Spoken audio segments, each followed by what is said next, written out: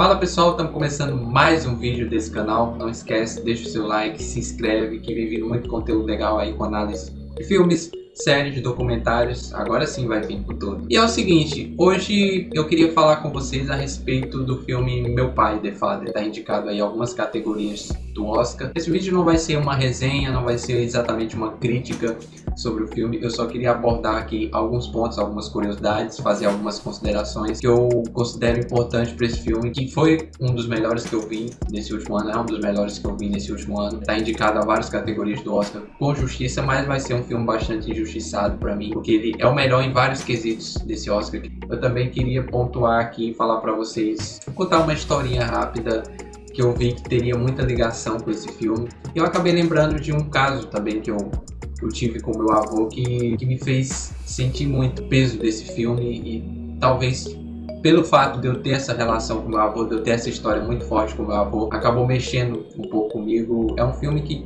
ele pode pegar muita gente por essa questão também. Se você já tem alguma relação desse tipo, você acaba sentindo um pouco mais, esse filme acaba sendo um pouco mais forte. Muita gente me pergunta assim, como é que eu comecei nesse meio do cinema, de como é que eu me tornei roteirista. Para quem não me conhece, eu trabalho com roteiro, escrevo filmes, séries, e aconteceu assim totalmente por acaso. Até os meus 16, 17 anos eu tinha o sonho de ser jogador de futebol, sempre foi o meu grande sonho esse. E aí eu tive contato com o roteiro meio que por acaso, comecei a acompanhar muitos filmes, séries, e veio a curiosidade. Eu sempre tive vontade de contar histórias, sempre gostei muito de contar histórias, mas eu nunca pensei em levar isso como profissão, né? Era mais assim um gosto pessoal que eu tinha em relação a isso, mas não de levar para o lado profissional. E isso tudo aconteceu de certa forma, de forma também intencional, através do meu avô. A gente nunca foi muito próximo, eu e meu avô, a gente nunca teve uma proximidade, a gente nunca foi de trocar uma, duas palavras. Chegava lá, dava a bênção pra ele e tudo mais, né? Era oi, tchau, mas basicamente isso. A gente nunca passou tanto tempo assim conversando. Só que chegou um momento da vida do meu avô, os últimos anos de vida dele, que ele começou a ter alguns problemas mentais, a qual ele interagia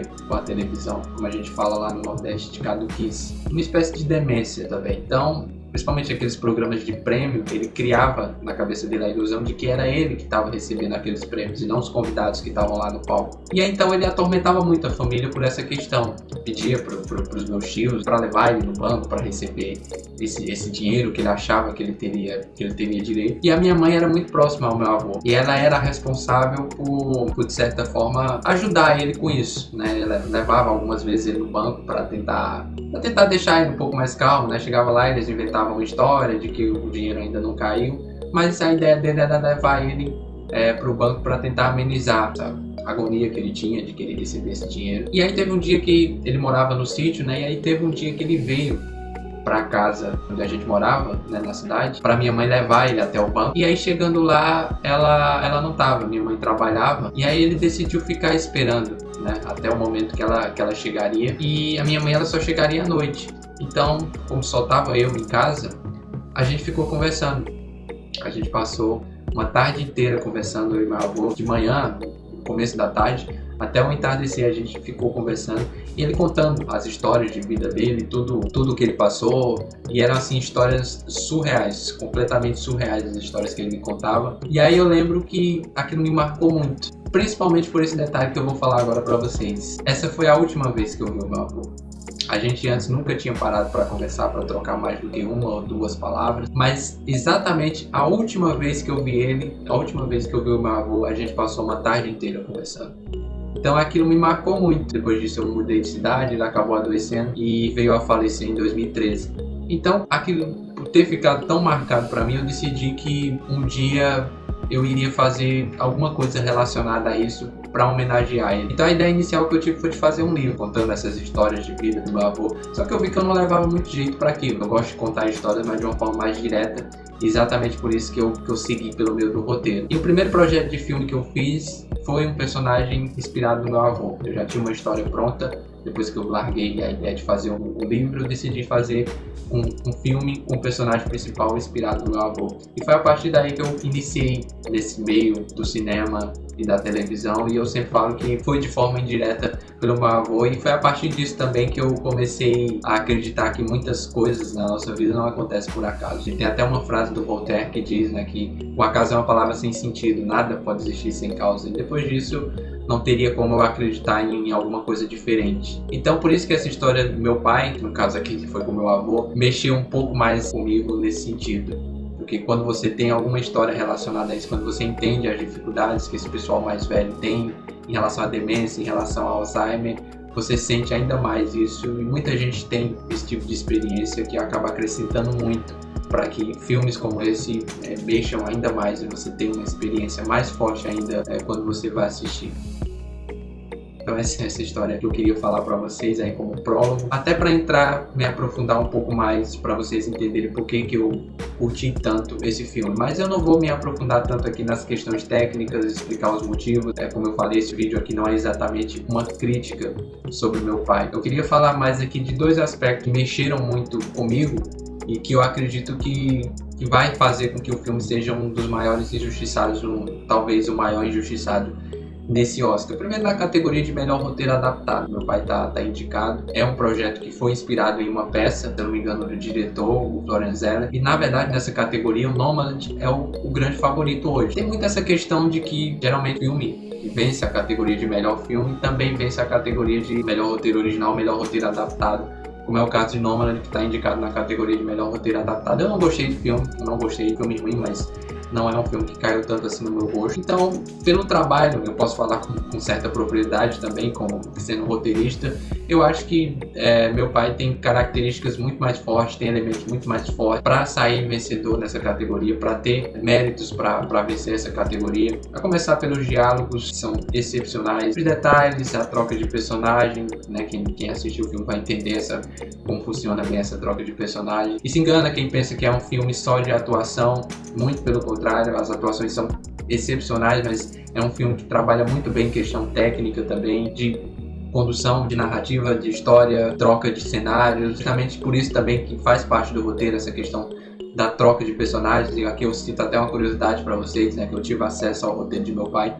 E os roteiristas, que foi o Christopher Hampton e o Florian Zeller, que também é o diretor, eles deixaram uma rúbrica na capa do roteiro destacando para a equipe de produção que essa mudança sutil nos cenários era importante e fazia parte da proposta do filme, né, que é de causar essa confusão mental através da ótica do protagonista. Então é um roteiro excepcional. Para mim seria uma baita injustiça se não levasse a categoria de melhor roteiro adaptado, até porque os outros concorrentes também são bem abaixo, na minha opinião. Inclusive Borat, que chegou a vencer o prêmio do sindicato, mas o prêmio do sindicato ultimamente não está servindo tanto de referência. Então para mim meu pai deveria vencer fácil esse roteiro. É um roteiro muito complicado, muito complexo de ser escrito, e é um roteiro também de muita qualidade. Para mim merecia ganhar e seria uma baita injustiça se meu pai The Father não vencesse essa categoria. E também citar para vocês a questão da categoria de melhor atuação, porque esse é um filme que não depende só de atuação, mas a atuação conta muito. Eu queria destacar muito a atuação do Anthony Hopkins, que dá um show nesse filme. O cara com mais de 80 anos, e ele perder o Oscar para mim seria uma grande injustiça também, porque hoje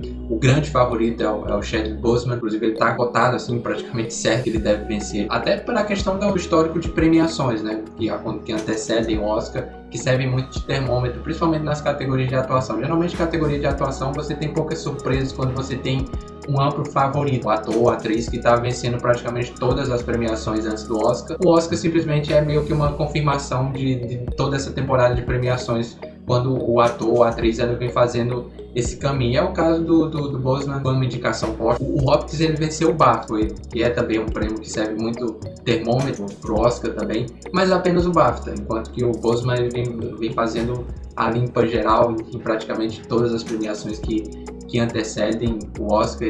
O Boseman está indicado pela Voz Suprema dos Blues. E assim, a gente tem que levar muito em conta também que o Oscar desse ano ele tem poucos atrativos. O Oscar está em declínio de audiência e tudo mais, e ele tem poucos atrativos para essa premiação. Os filmes Óbvio, a gente tem que levar em conta a questão da pandemia também, de muitos filmes que tiveram que ser adiados, né? Mas não deixa de ser um Oscar, na minha opinião, de baixa qualidade técnica, em questão de indicados aí em várias categorias. Então, o Oscar ele já tem poucos atrativos, né? A gente tem que levar em conta isso, a gente tem que levar também o momento que a sociedade vive em relação aos protestos por mais inclusão, por mais diversidade no cinema, que eu entendo, mas apesar de eu ter algumas restrições pela forma como isso é forçado, a vitória do Chadwick seria um dos momentos altos, né, que teria toda essa representatividade pro Oscar.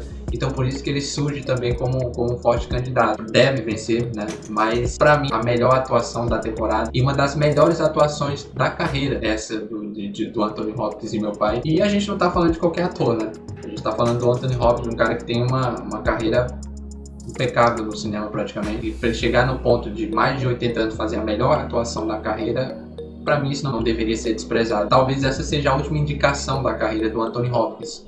Ele já está com mais de 80 anos, ele é o ator mais velho da história a ser indicado ao Oscar, então para mim seria uma grande injustiça se ele não levasse, mas por todos esses motivos que eu citei, o Chadwick Boseman deve vencer aí e levar esse Oscar póstumo. Então é isso, esses são os pontos aí que eu queria destacar para vocês. O Oscar, lembrando que já acontece nesse domingo, dia 25, então para vocês ficarem ligados também, para quem não assistiu, meu pai assista, porque é um baita filme tecnicamente, grandes atuações, grande roteiro, tecnicamente impecável. Meu pai assista, e principalmente para quem tem esse tipo de relação com pessoas mais velhas, seja com seu pai, com tio, com parente, conhecido, avô, esse filme te pega muito por essa questão também. Então é isso, não esquece, deixe seu like, se inscreve aqui no canal, que agora sim a gente tá de volta e agora sim eu posso falar que vem vindo muita coisa boa por aqui. Valeu, um abraço e até a próxima.